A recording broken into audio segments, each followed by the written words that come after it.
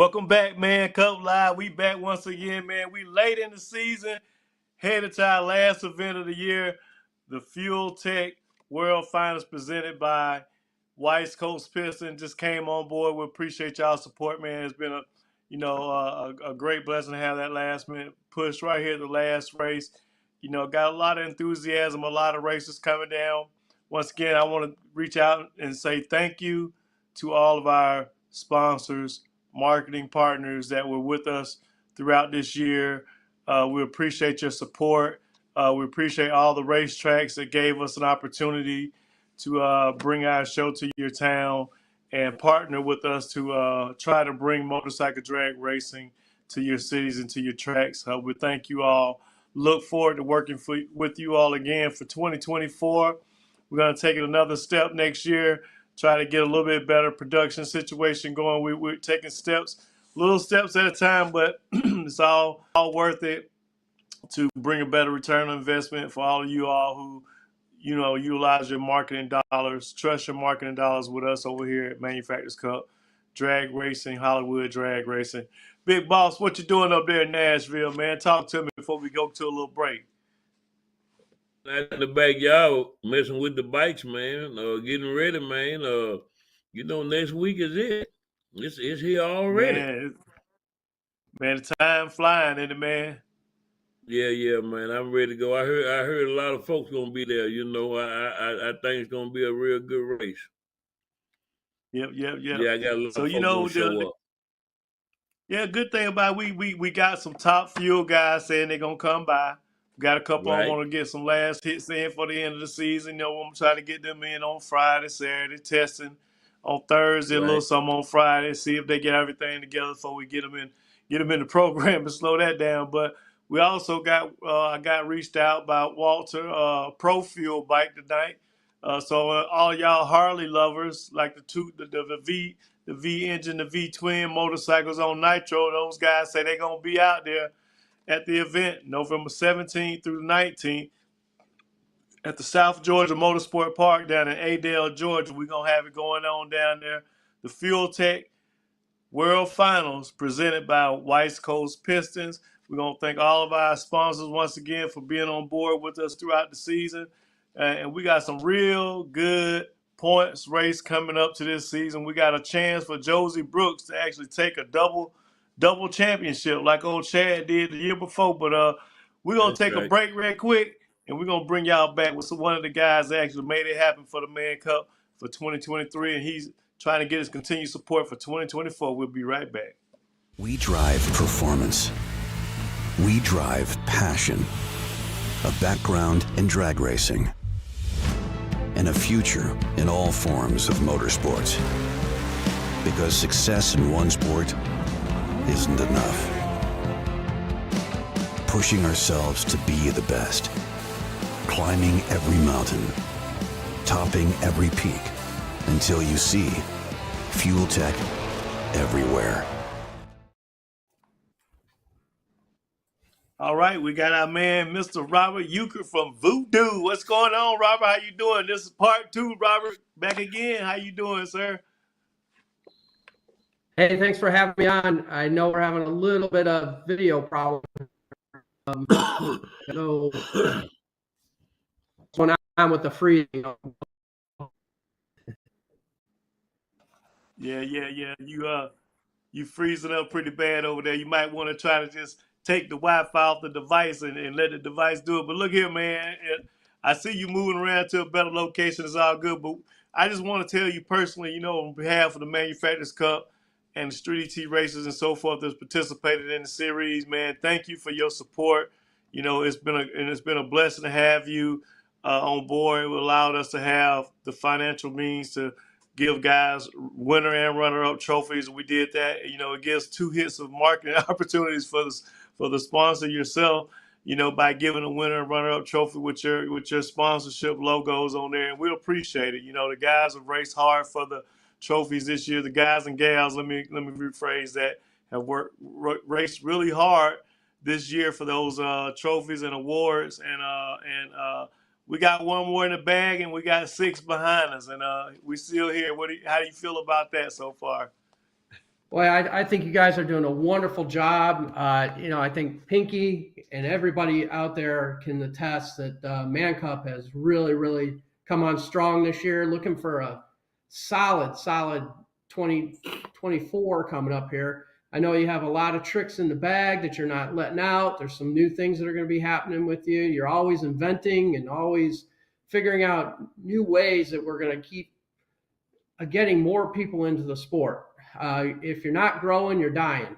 We all know that. And with what's happening with tracks lately, and what's happening with economy lately, boy, you guys have done really, really well. Very proud of it, and little pat on the back for everybody involved there. You and the team, Hollywood, just doing very, very well.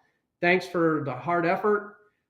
Thanks for making some of the hard choices, and including us in what you're doing. Yeah. So, we appreciate that, and it goes, Yeah, and it does not for go, real. we really appreciate that, because That's we right. really want to make sure that we keep the racers, the vendors, the sponsors out front. That's our job. Our job is to, I understood going in that as a racer, I had to detach from the racer's mentality for a moment and understand the real purpose of what this industry is all about. And it is about business. And at the end of the day, you're not giving a motorcycle series money to go out there and see me burn rubber. You want to see a return on that investment. And we really want to work hard to secure that type of ROI for all the partners that are involved with us. And like you said, there are some new tricks that are going to come up for 2024. I'm glad to announce, I guess, per email when you and I just said you're going to be back on again for 2024 as 3DT sponsor, which, hopefully you'll give us some new commercials and stuff to run for you. But we're looking forward to it, man. And in your rearview mirror as a business yourself at Voodoo, how's the year been for you? This year has been, I would just call it even. This year is about maintaining, learning how to navigate a little bit of a different environment than the past couple of years. But we're still inventing. We're still coming up with new things. I have a lot of billet products that are going to be coming out in the next 3 to 4 months. We introduced a lot during COVID, and some of the supply issues, everybody, raw materials, nuts, bolts, screws, everything slowed down. Everything was in kind of like a holding pattern, and sometimes when you ordered parts. So now we're over that, and now we have to adjust to what's happening with the economy right now. I think everybody's feeling that. So you guys, fast food, everybody. That's some of the challenges right now. But for us this year, I think we did very, very well. I'm going to be introducing some GSXR 1000 parts that everybody's been asking for. We've mainly concentrated on Busa and ZX14. So we're going to have a big tube for the Gixxer 1000 that we've been testing for 6 months and finally got it right. So that's going to be out in probably the next month and a half to 2 months. We'll have that available for sale. It's in production right now. So you feel like is that big product that you've been wanting to get out, that the big tube for the Gixxer? Oh no. That's just one of that's not the big new one that we're going to be coming out with. There's something else that's coming.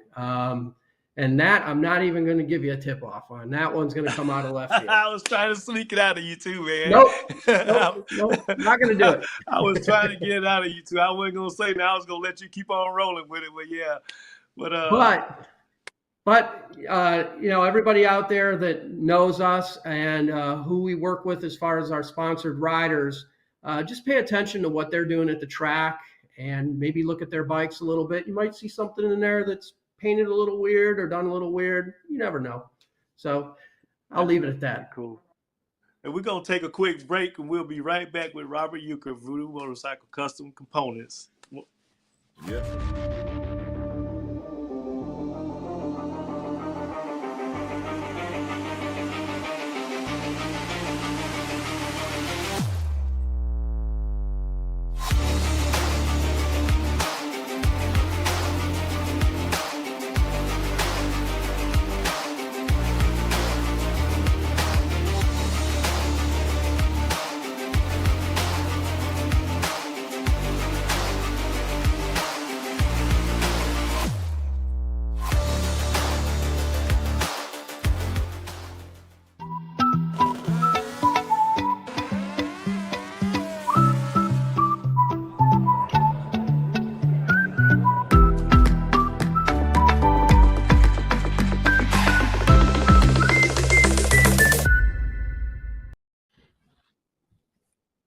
We're back live again with Robert Uecker with Voodoo Custom Motorcycle Components, all the way from Ohio. How's that weather up there right now? Y'all got a little cold yet? Or y'all The record heat's heat on up back there? there.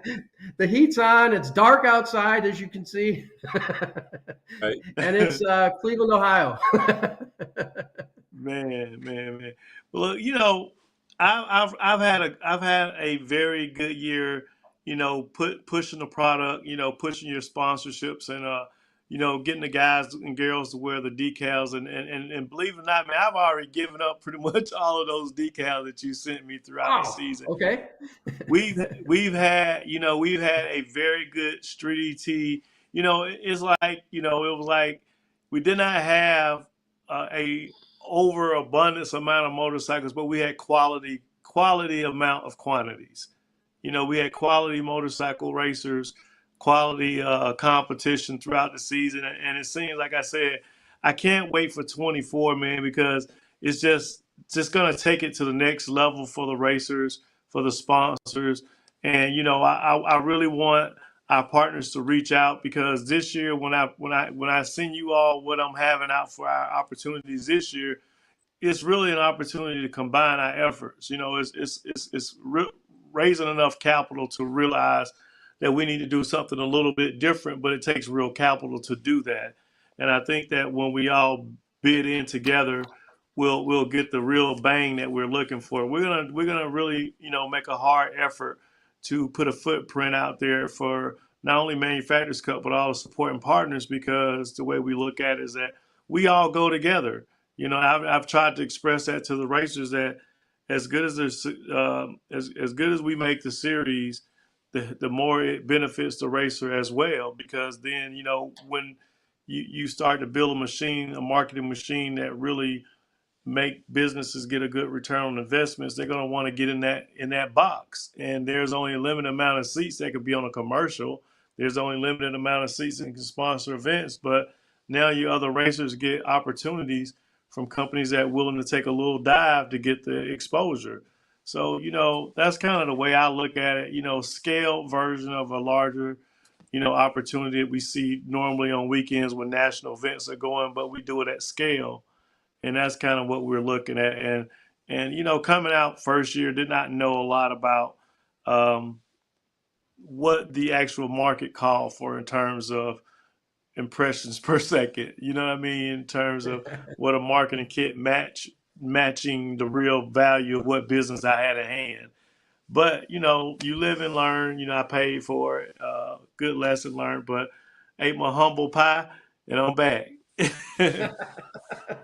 we, we all learn. We all learn. You know, it's not if you make a mistake ever. It's how you overcome the mistake, how you make changes, how you learn, how you grow. That's what life is all about. Right. That's right. That's right.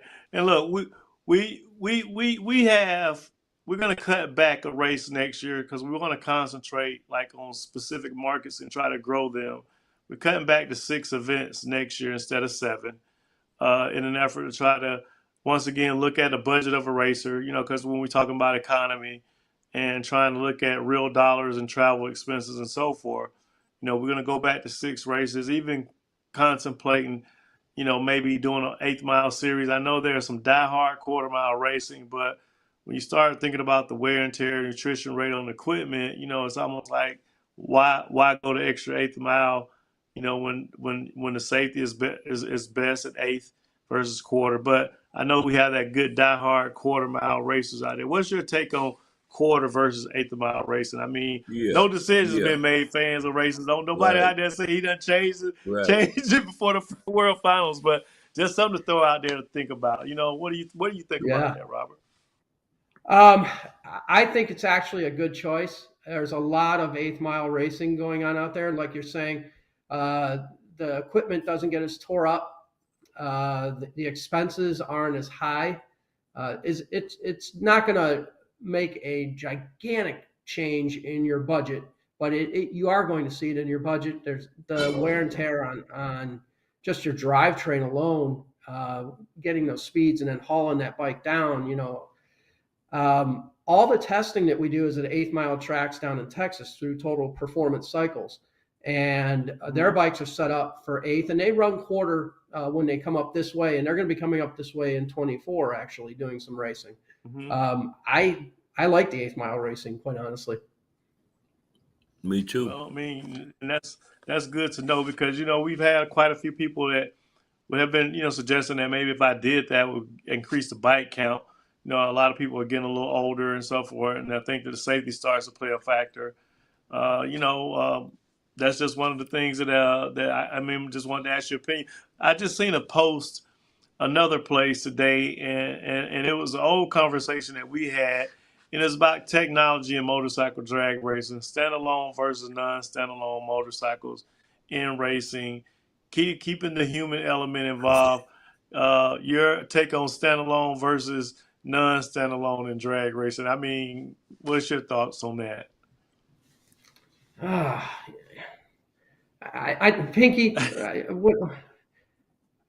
throw your 2 cents in. Come on, man. The answer, go on, answer, go on. You already. I want you to throw your 2 cents in. Tell me what you think. I say the wrong thing.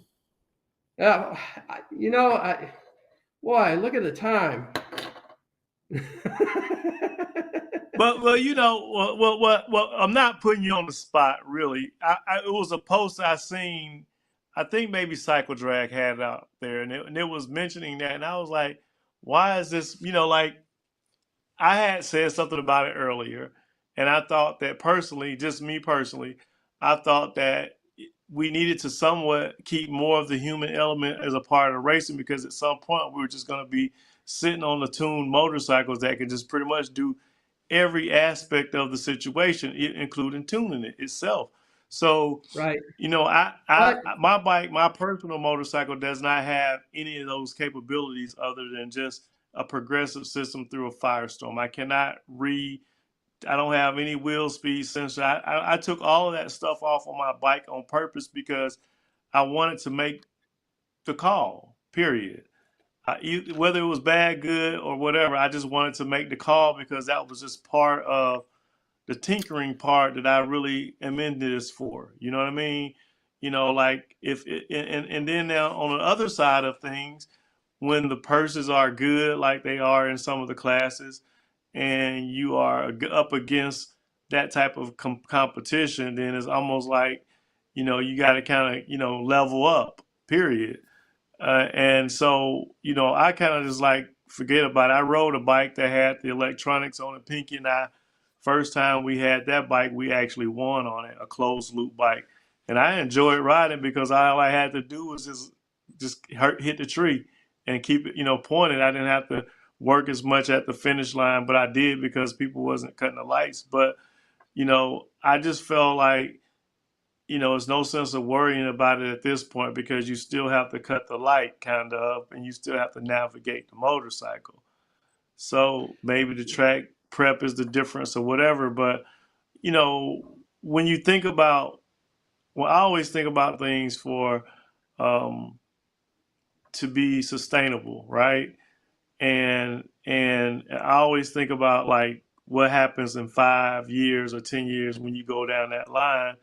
And then when you look back and you say, well, we want to introduce new people to drag racing. Well, who's going to come out there and take that butt whipping when when they don't even get the first acquisition of the data to get close to even the people that now are, can run street bikes that close, that tight. You know what I mean? So Yeah. I'm wondering that the part about me that makes me stay on the fence is not about present, but when I think of 5 years, right? I think about, well, if we leave it kind of raw, then raw talent will always kind of prevail, and you can see that. Now, what would be funny is that if you say, like, I've been thinking about stuff like sometimes I think about weird ways of just making it a level playing field for everyone. And I say stuff like, well, let everybody run what they run, but we're going to do air over air shifter for everybody. And that's just the human element. Yeah. Run everything you want to run, but then everybody got to hit the button and ride the Well, motorcycle. If you do, there's you talk about evolution, and then you talk about affordability, and then what's safe, and you always want to be growing, right? And you don't want to be stale. right, So I think that's where the quandary is with this whole thing. And then also people that run multiple series, multiple tracks, well, then you're going to start having splintered rules from one to the other. And then they're going to have to say, okay, well, then I have to follow this one series, but that series goes all the way up the East Coast from top to bottom. I can't afford to do that whole thing. So then you start running into all this issue. I mean, this has happened in motocross. This has happened in road racing. The technology is advancing so quickly, and then the cost of competing is just going exponential through the roof, and it's leaving some people, guys and gals, in the dust. And again, you want to bring new riders in. Oh, well, you need all this equipment just to get on the track. Maybe that's why the grudge class was so popular when it was real small. You just bring out this stretch bike and you run it.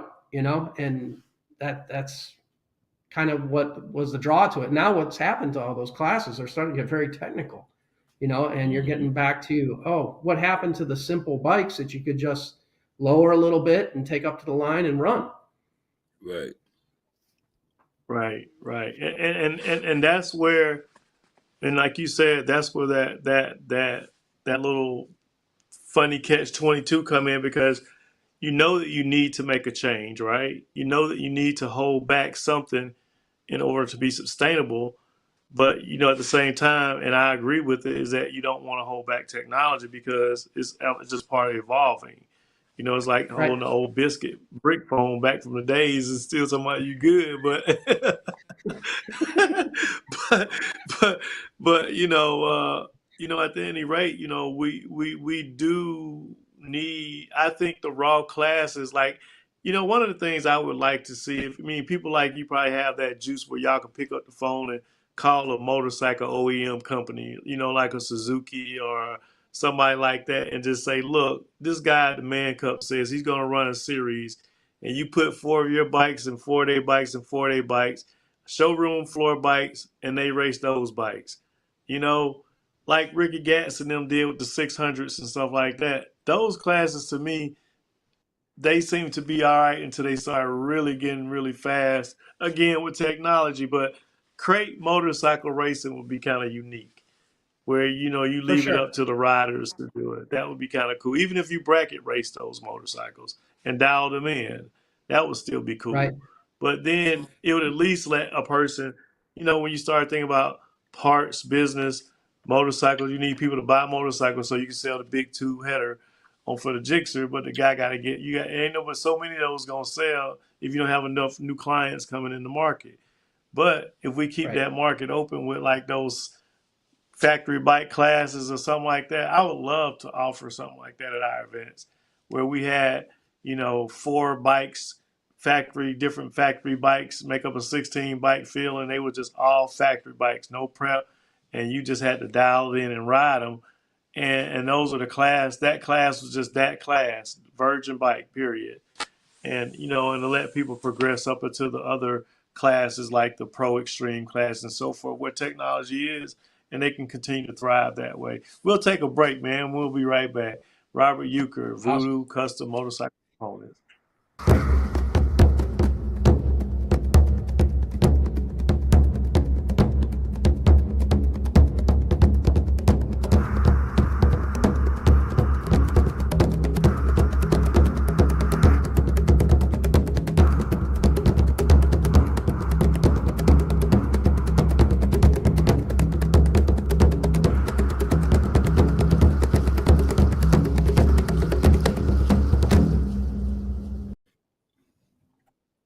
We're back once again. We met with Robert Uecker from Voodoo Custom Motorcycle Components.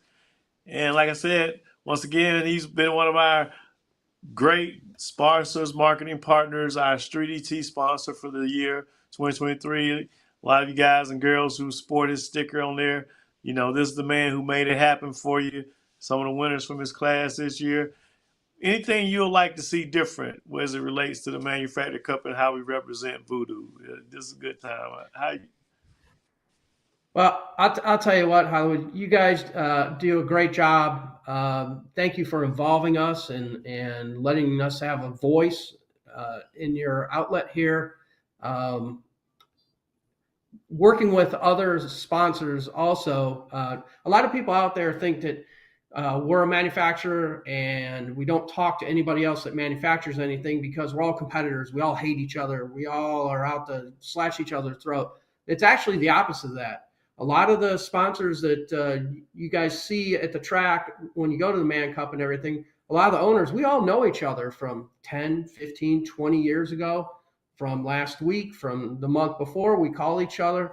So we work together and we bring products, and we like to sponsor race series like the Man Cup, because without the Man Cup, we don't have an avenue for the racers. And if the racers don't have anywhere to go, we don't have any product to be able to sell. Our businesses will not be what they are without you, the racers, without you, the race series, without the people working behind the scenes. That all, when you guys are growing, we're growing. So that's always been the way that I look at it. When I see the series, it's doing well, it's gaining traction, then we're going to gain traction. We're going to do well. It's a little bit of that, God, I hate to say this, but the law of attraction. You know what I mean? If you surround yourself with success, you're going to have success, you know? I just always felt that way. And that's why we've always had communication, even with competitors, with people that are in our industry. I've always had open communication, and I feel good being able to say that. Some people are more open to it than others, which is fine.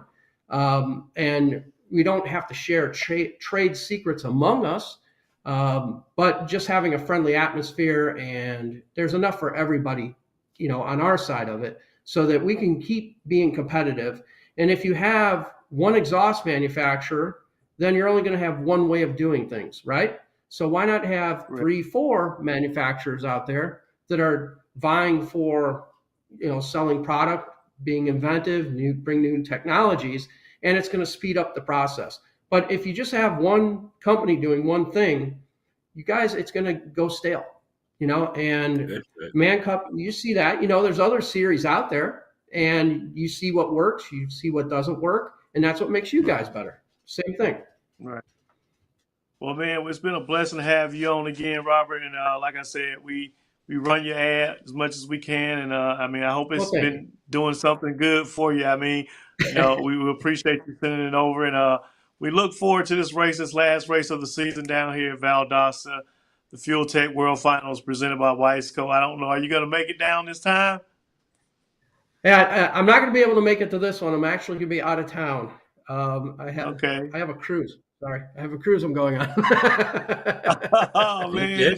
Man, look, you can go to live to www.hollywooddragracing.com, and you can watch the live stream of the event anytime. While you're on the cruise.